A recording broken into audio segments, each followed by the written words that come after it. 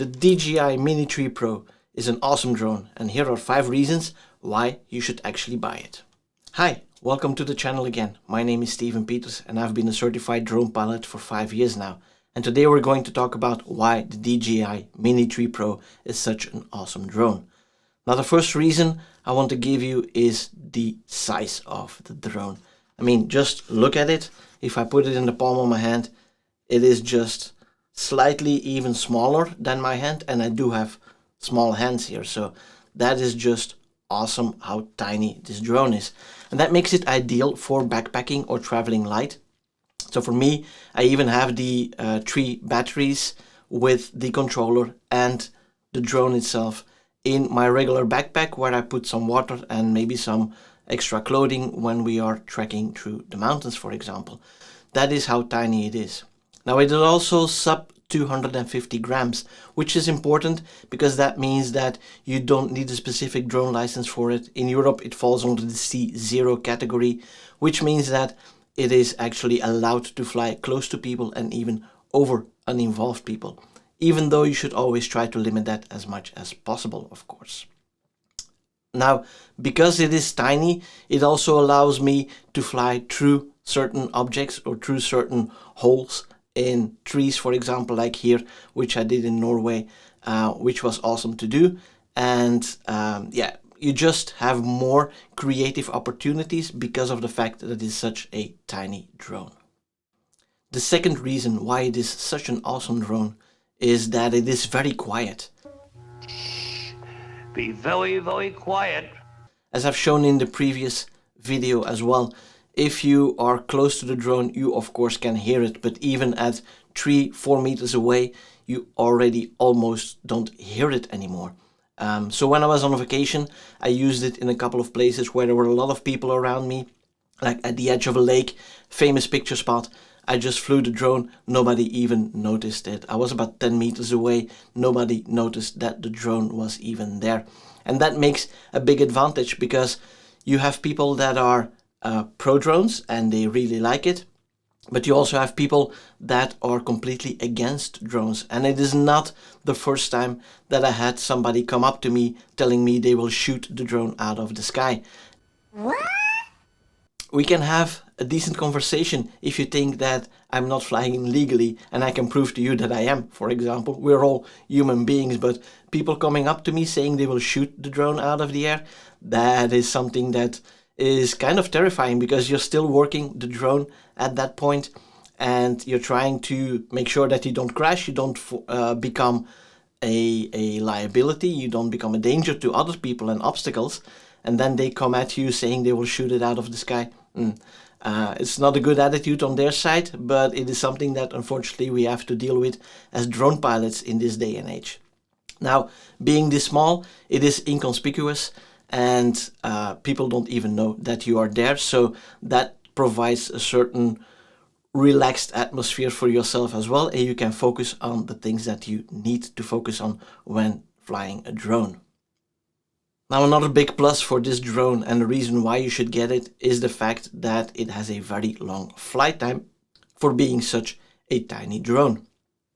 We have 26 minutes of hovering time, which is a little bit longer when you're flying around, but of course if you're zipping around left and right all the time, it will be a little bit less. But this is actually more flight time than you get from a Mavic Pro or even a Mavic 2 Pro. Of course it cannot handle it cannot match the 46 minutes or the about 35 to 40 minutes real world flight time for the Mavic 3, but that's a bigger and a lot more expensive drone. Now, being this good and having that much flight time, when I've been flying, except for when I literally try to drain the battery for testing purposes, I have not had even the drone beeping at me at 15% saying, hey, the battery is almost dead, you need to return to home. I've always had plenty of flight time to get the shots that I actually want. And in some cases, I even got 2 flights out of it because I knew exactly what shot I would want to take. And I just flew there and then got the shot, got back and put it back in the backpack. So yeah, the flight time is awesome on this little fellow here. A fourth and very big reason to get this drone is that it is getting some features from the more expensive drones, namely the FocusTrack. Used to be called ActiveTrack, now it's called FocusTrack. It's got FocusTrack 4.0, and that means that it has 3-directional obstacle avoidance. So you get the front cameras right here, and in the back of the front cameras you can see the little holes here. So they are for the rear obstacle avoidance, and then of course at the bottom here you have the 2 downward facing obstacle sensors. Now you might think this is really weird on the back here because, well, if the drone is flying it is not seeing much in the back, but in fact the drone is actually angled quite like this when it is flying. So these sensors, they have a very good clear view when you're flying backwards, and it is working really great. Especially as a beginner, you should keep those safety features on, and then you'll be fine. It is working great in that sense. Now these cameras also allow you to get the features of the actual ActiveTrack or FocusTrack, where it tracks a subject.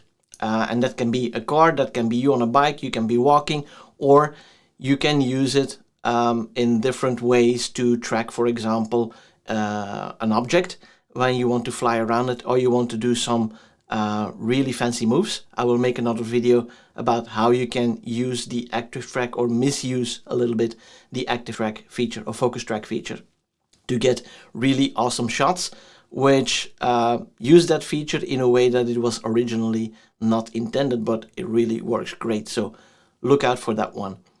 And of course you get the quick shots with this drone, and also the master shots. Now I think one of the most important reasons why you should get this drone or upgrade from a previous small drone that you have is this tiny camera here. It has a 1/1/3 inch CMOS sensor, but it has an aperture of 1.7. That means that it is opening quite a bit, and it is a really epic drone for low light performance. Now on the downside, of course, that means that you have to use ND filters almost all the time to get that motion blur that we all are accustomed to. This drone, the camera, 4K 60 frames per second or 1080p slow motion up to 120 frames per second. So that is really awesome.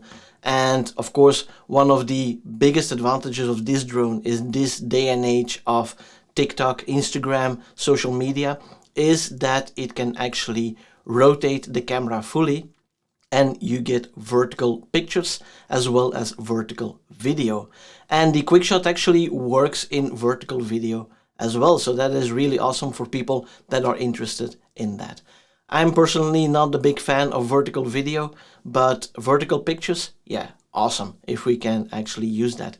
And the big advantage of rotating the camera in its entirety is that you still get the full 4K quality of the camera, whereas you could always just crop in and get a vertical picture from the horizontal shot that you made. You had to be a lot more far back when trying to capture that subject that you want, for example, and you would lose a lot of quality because you're cropping in on a 4K image. Here you get the full 4K resolution and even 48 megapixel photos, which is just bonkers.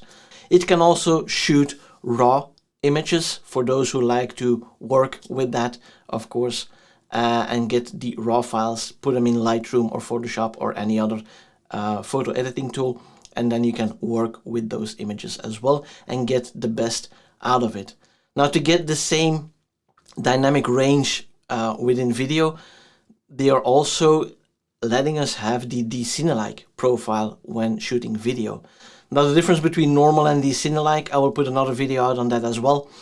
Normal is kind of vivid, and you can still work a little bit with that picture profile, but if you really want to get the best out of the drone with the most dynamic range, then you should shoot in D-Cine-like, and then you get a flatter profile which you can then stretch and color grade to your liking and put really a lot on it to get a certain look that you want to get and a certain vibe that you want to get from your video, just as you would do with your photos. So there you have it. Those are my top 5 reasons why you should really want to get this drone. And if you like the video, please give it a thumbs up and leave a comment. The YouTube algorithm really likes that. And consider subscribing to the channel and make sure you click that little bell icon so you don't miss out on any new videos. And for now, thanks for watching. Until the next time, drone on.